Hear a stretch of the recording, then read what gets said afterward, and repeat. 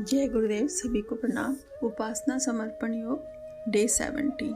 अभी तक हम जो भी पढ़ रहे थे उसके अनुसार हमें गुरु वरण के बारे में बताया गया और फिर साधना की महत्ता समझाई गई कि आत्मिक उत्थान के लिए साधना कितनी कारगर है और सबको साधना क्यों करनी चाहिए, नहीं तो हम लोग पेट प्रजनन नर पशु का जीवन बिताकर चले जाएंगे। तो आइए हम आगे बढ़ते हैं। गुरुदेव कह रहे हैं कि साधना मार्ग पर चलने के लिए प्रथम चरण इष्ट निर्धारण का उठाना पड़ता है। इष्ट अर्थात लक्ष्य। जैसे कि हम सभी जानते हैं कि हम लोग ज्यादातर सोचते हैं हमारे इष्ट देवता कौन है। इष्ट देवता जैसे किसी के राम है, किसी के भगवान शिव हैं। तो यहाँ पर भी वही मीनिंग है, लेकिन हम समझें कि ईश्वर है क्या। ईश्वर आदर्शों का समुच्चय है और हम जैसे जिस ईश्वर को की प्रार्थना करते हैं, अगर हम उसे पाना चाहते हैं, किसी भी चीज़ को पाना चाहो, किसी बच्चे को आप इतना लुभावना चाहो कि वो आपसे प्यार करने लगे और आपके साथ ही हमेशा खेलता रहे, तो आपको बच्चे जैसा ही बिहेव करना पड़ता है। आप बड़ों के जैसे बिहेव करके किसी बच्चे को अपनी तरफ आकर्षित नहीं कर सकते हो।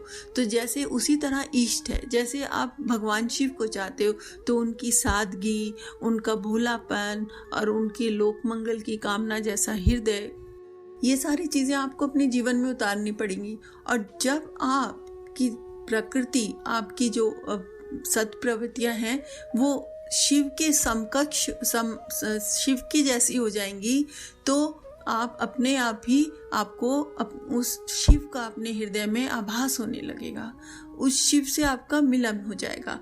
तो इसलिए जब वो यहाँ कहते हैं कि यहाँ पर साधना का मार्ग चलने से प्रथम चरण इष्ट निर्धारण करना है कि हम कहाँ पर पहुँचना चाहते हैं, कौन सा हमारा लक्ष्य है।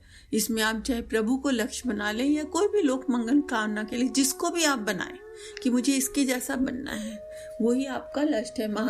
स्वामी विवेकानंद जैसा समझ लें अपने आप को, रामकृष्ण परमहंस जैसा समझ लें, हम अपने गुरुदेव जैसा अपने आप को उनकी तरह बनाने की कोशिश करें, तो वही हमारे इष्ट हो गए। प्रगति के लिए आंतरिक महत्वाकांक्षा स्वाभाविक है, पर उसका स्वरूप भी तो निश्चित होना चाहिए। उमंगे असीम है, उनकी दिशा धारा भी अनेकों है। पानी में उठने वाले लहरों की तरह महत्वाकांक्षाओं की कोई सीमा नहीं है। एक के बाद दूसरी लहरें उठती हैं और हवा के झोंके के साथ अपनी दिशा धारा बदलती रहती हैं। प्रवाह की दिशा धारा ना हो तो पराक्रम अस्त व्यस्त होगा, तो किसी भी लक्ष्य पर पहुंच सकना संभव नहीं होगा। दिशा विहीन भगदड़ से मात्र थकान और निराशा ही हाथ में लगती है। कस्तूरी के हिरण का अभिस्थान पता नहीं होता, फलते हुए भटकता और थकता और खिन्न होता रहता है। तो ये बहुत सुंदर उदाहरण दे रहे हैं और बहुत सटीक बात है कि जो हमारी इच्छाएं और महत्वाकांक्षाएं होती हैं वो स्वाभाविक है। हमारा मनुष्य जन्म लिया है तो हमारे अंदर तरह तरह की महत्वाकांक्षाएं उठती रहेंगी और तरह तरह की महत्वाकांक्षाओं के पीछे हम भागते रहेंगे। लेकिन अगर हम अनलिमिटेड या अनडायरेक्शनल महत्वाकांक्षाएं हो कि और या बहुत ज़्यादा महत्वाकांक्षाएं हो तो भी मुसीबत हो जाती है, क्योंकि इन महत्वाकांक्षाओं की कोई सीमा नहीं होती है। आप एक पूरी करो, दूसरी उठ खड़ी होती है, दूसरी पूरी करो, तीसरी। ये एक ऐसी सीढ़ी है जिस सीढ़ी पे आप चढ़ना चालू करो तो उस सीढ़ी का कोई अंत नहीं होता है।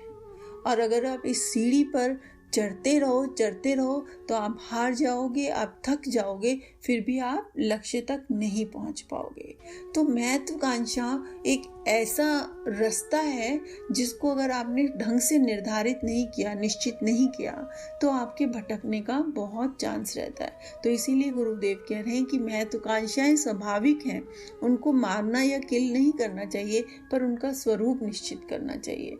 मान लीजिए मुझे एक मकान चाहिए रहने के लिए। एक कहानी मैं आपको सुनाती हूँ कि एक आदमी था, वो जो था कि अब सड़क पे रहता था, उसके पास मकान नहीं था, तो हर समय प्रभु से प्रार्थना करता था, हे प्रभु, मुझे कहीं से भी एक झोपड़ी छोटी सी मिल जाए जिसमें रात दिन मैं आराम से रह सकूं। तो भगवान प्लीज़ मेरे को किसी तरह बना दो, एक झोपड़ी बना दो, एक झोपड़ी कर दो, एक झोपड़ी। क्या हुआ, थोड़े दिन बाद एक पास में एक झुग्गी झोपड़ी का स्थान था, वहां से गुजरता था रोज। तो एक बार उसे किसी आदमी को दया आ गई। उसने बोला, देखो ये मेरी झोपड़ी है, तुम इसके बगल में एक छोटी सी अपनी झोपड़ी भी बना लो और यहाँ रह लो, तो तुम्हारे को आसानी हो जाएगी। उससे उसकी दोस्ती थी, उसने वहाँ झोपड़ी बना ली, वहाँ रहने लगा। फिर थोड़े दिन बाद उसको हुआ कि हे प्रभु, इस झोपड़ी में से तो कभी पानी बरसता है, कभी इसको बड़ी मेंटेनेंस करनी पड़ती है, इसके बदले में एक कमरे का चाहे पक्का मकान हो मिल जाए तो बहुत आपकी कृपा हो जाएगी। और थोड़े दिन बाद क्या हुआ कि गवर्नमेंट ने उस झुग्गी झोपड़ी में रहने वालों के लिए एक एक कमरा पक्का मकान बना दिया, बाथरूम के साथ, किचन के साथ। तो फिर वो उसमें रहने के लिए चला गया। अब तो बहुत खुश हो गया। जब शुरू में मिला तो बहुत खुश, अरे प्रभु बड़ी कृपा हो गई, मेरी मंशा पूरी हो गई, ये हो गई, वो हो गई, है ना। तो अब मकान में रहने लगा तो फिर थोड़ा आराम हो गया, तो नौकरी ढूंढी, छोटी सी नौकरी भी लग गई। तो अब कहने लगा, प्रभु परिवार मेरा बन जाए। तो चलो, एक लड़की से प्यार भी हो गया, शादी भी हो गई। अब शादी होने के बाद कहने लगा, प्रभु ये घर छोटा पड़ता है, अगर 2-3 कमरों का मकान हो जाता तो बहुत अच्छा होता। किसी तरह आप ऐसी व्यवस्था कर दो कि 2-3 कमरों का हमारा मकान बन जाए। और चांस की बात है, थोड़ी दूर एक कॉलोनी बननी चालू हुई, उसमें 2-3 कमरों के मकान वाले फ्लैट्स थे। इसने उसमें अपना कुछ पैसा जोड़ के, गहना जोड़ के डाल दिया और थोड़े दिन बाद इसका लॉटरी निकला और वो मकान इसको मिल गया। तो ये उस मकान में शिफ्ट हो गया। तो अब देखिए इसकी एक कहाँ पर वो सड़क पे रह रहा था और कहाँ 3 कमरों का मकान मिल गया। और फिर उसकी आकांक्षा हो गई कि भगवान एक कोठी हो जिसमें एक आंगन हो, जिसमें मेरा बच्चा भाग दौड़ के खेल सके, थोड़ा पीछे बाग हो जिसमें मैं फुलवारी लगा सकूं, पेड़ पौधे लगा सकूं। तो अब देखिए ये लिमिट कहीं ख़त्म नहीं होती है, ये लिमिट ऐसी है, भगवान ने ऐसा महत्वाकांक्षाओं का एक ऐसा वो बनाया हुआ है कि इंसान देखकर अपने आप को अस्त व्यस्त इस भागा दौड़ी में चलता जा रहा है, कहीं रुकता नहीं। मगर अगर उसमें निश्चितता होती और 1-2 कमरे का फ्लैट मिलने के बाद बोलता कि प्रभु अब इतना सब कुछ मिल गया है, अब मैं अपना जीवन मंगल कार्य में लगाऊंगा, तो आप सोचो वहीं उसकी महत्वाकांक्षा दब जाती और उसका जीवन में संतोष आता, आगे बढ़ने का उसके लिए सुधर जाता। लिखा है कि उमंगे असीब हैं, उनकी दिशा धारा भी अनेकों हैं, लेकिन अगर दिशा धारा सही ना हो और सही बराबर बदलती रहे, जैसे पानी की लहरें उठती हैं, कभी हवा के झोंके से ईस्ट की तरफ चली जाती हैं, कभी वेस्ट, कभी साउथ, कभी नॉर्थ, तो उनकी कोई दिशा धारा नहीं है, तो वो क्या अचीव करती हैं? वो आती हैं, जाती हैं, आती हैं, कुछ अचीव नहीं हो रहा उनके द्वारा। उसी तरह भी हमारा जीवन हो जाएगा कि हमारे महत्वाकांक्षाएं उठेंगी, एक पूरी हुई इस तरफ चले गए, एक पूरी हुई दूसरी तरफ चले गए, और हम जिंदगी में कुछ अचीव नहीं कर पाएंगे। हमारा जितना भी हम वो पराक्रम कर रहे हैं, पुरुषार्थ कर रहे हैं, उसका कोई बहुत भारी या बहुत अच्छा रिजल्ट नहीं निकल पाएगा। जीवन हमारा अस्त व्यस्त रहेगा, जीवन में थकान और निराशा बनी रहेगी। किस तरह से, जैसे कस्तूरी मृग होता है, उसकी अपनी नाभि में कस्तूरी होती है, लेकिन वो उस नाभि की कस्तूरी को जानता नहीं है, तो वो सारा जंगल, सारा समय भागता रहता है कि कहीं से मुझे जहाँ से सुगंध आ रही है वो मुझे मिल जाए, और वो भटकता रहता है और थकता रहता है और परेशान होता रहता है। वैसे ही हमारा जीवन हो जाएगा। मानवीय अंतरात्मा की भूख प्रगति की दिशा में अक्सर होने की है। महत्वाकांक्षाओं का उभार इसी का परिचय देता है। आत्मिक प्रगति, मानवीय अंतरात्मा की, हमारी अंतरात्मा की भूख ये सारी चीज़ों को पाने की नहीं है, भौतिक चीज़ों की, उसकी भूख है कि हम प्रगति की दिशा में बढ़ें। और प्रगति की दिशा कौन सी है?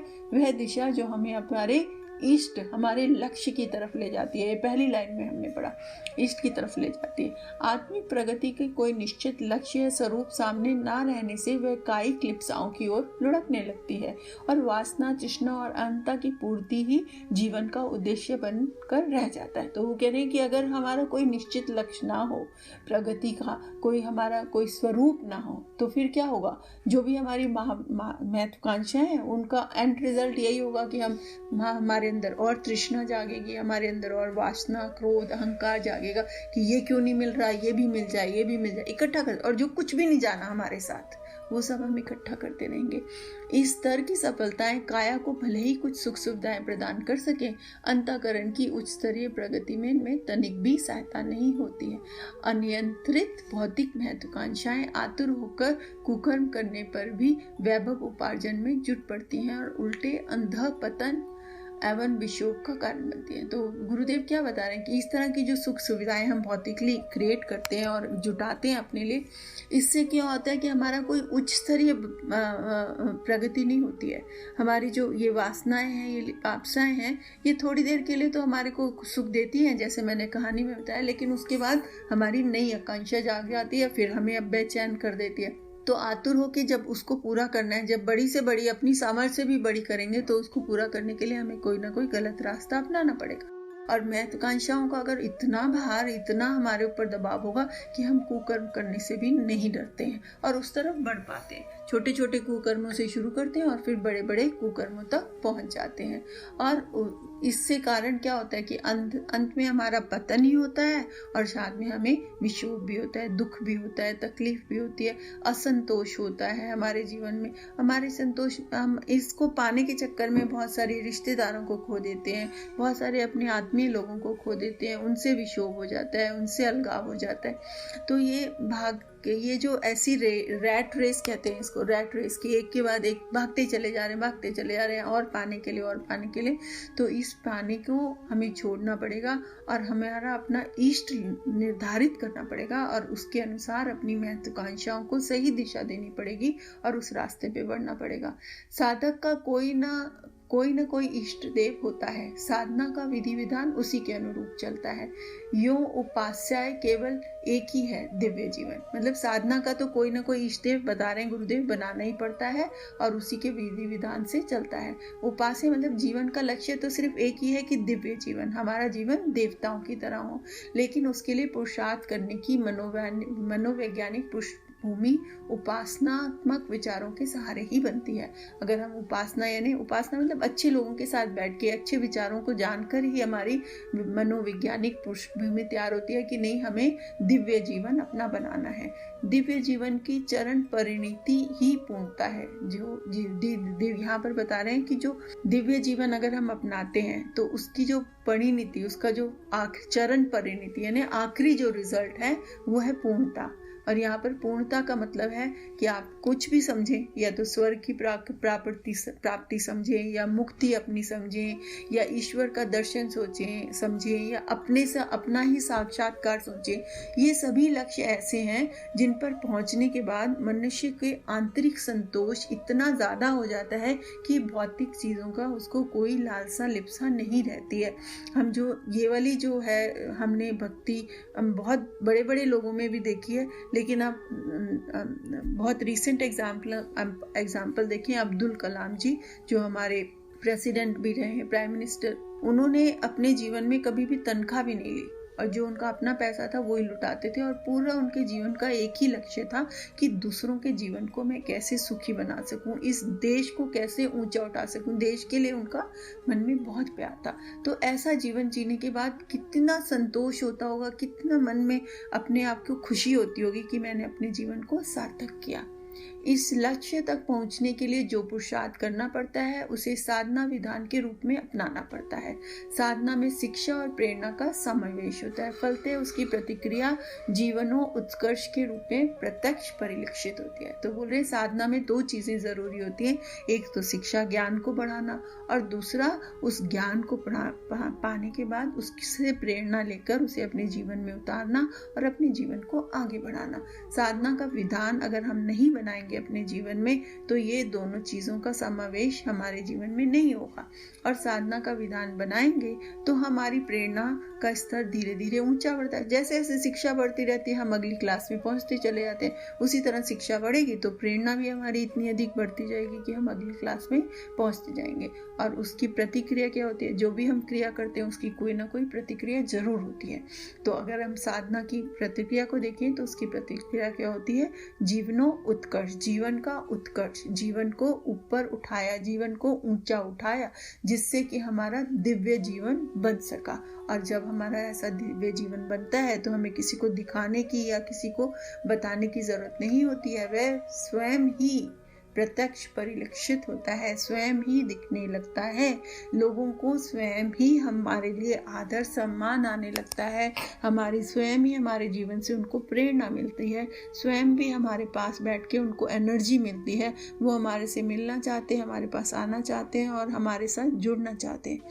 तो ये हमारा जीवन का उत्कर्ष तभी पॉसिबल है जब हम साधना विधान करें, और प्रभु से प्रार्थना है कि ऐसा हमें भी अवसर मिले और हम अपने जीवन में साधना का विधान बना सकें।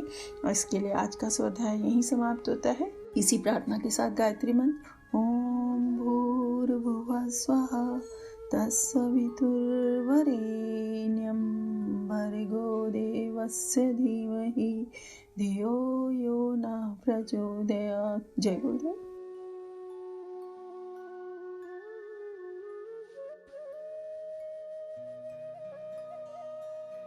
हमारे YouTube चैनल को सब्सक्राइब करें और बेल आइकन को दबाकर ऑल पर क्लिक करें ताकि नोटिफिकेशंस आपको मिलती रहें।